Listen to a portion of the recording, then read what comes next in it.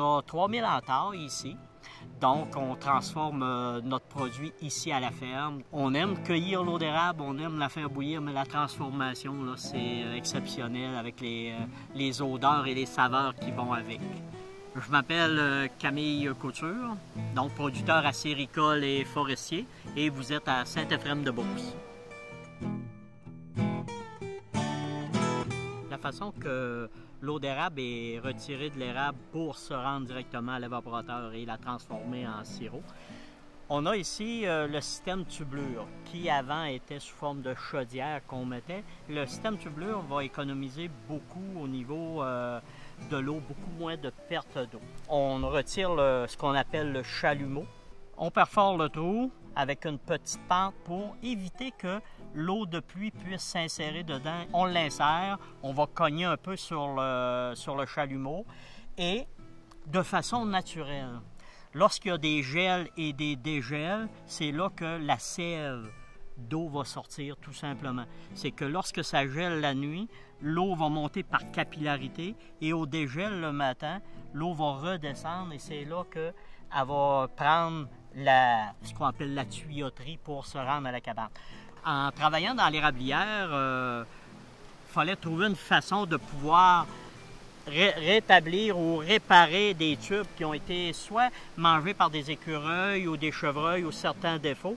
Donc, j'ai ce qu'on appelle inventé un sécateur qui va m'aider dans ce travail-là. Mon invention, c'est d'avoir rajouté deux petites excroissances de métal, donc deux pins. Ce que je fais seulement le couper. Je ne peux pas rentrer mon chalumeau comme ça dedans.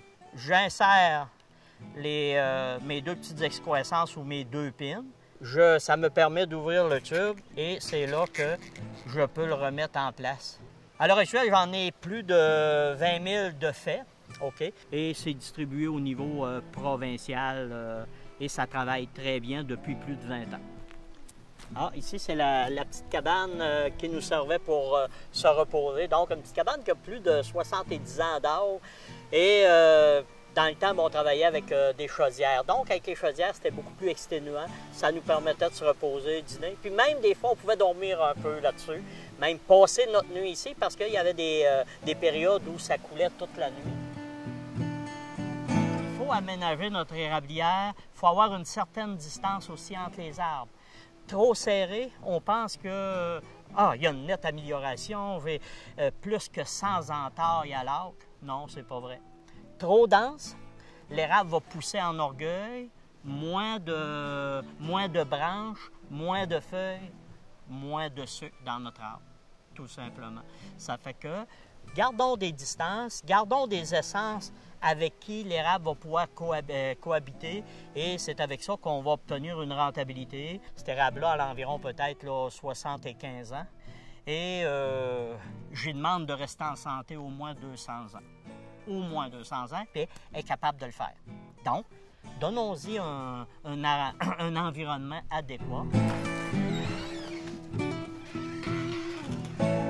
Ici, vous avez ce qu'on appelle notre cuisine pour recevoir la famille. Avec 12 enfants, 12 frères et sœurs, c'est beaucoup, plus la belle famille. Et c'est une possibilité de se rencontrer le printemps qui est merveilleuse.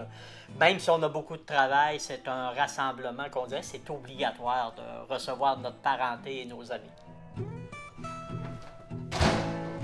Ici, on est rendu dans la partie principale pour l'évaporation. C'est ce qu'on appelle l'évaporateur. C'est cet appareil-là qui va faire chauffer l'eau et qui va la rendre à ébullition pour concentrer nos sucres. Donc, l'eau arrive ici, entre 2 et 3 % de sucre. Lorsque mon sirop sort de l'évaporateur, il devrait être aux alentours de 67 % de sucre.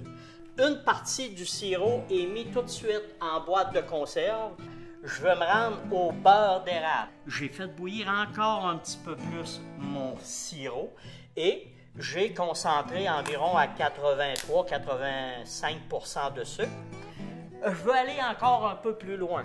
Bien là, c'est là qu'on va, à partir du beurre, sortir certains produits. Exemple, mes chocolats fourrés à l'érable. On va faire aussi ce qu'on appelle les cornets. l'érable nous apporte beaucoup. Elle nous apporte du bois pour se chauffer l'hiver, elle nous apporte sa sève, elle nous apporte, regardez autour de vous, là, les couleurs d'automne, les odeurs. Donc, il faut la garder de façon le plus écologique possible.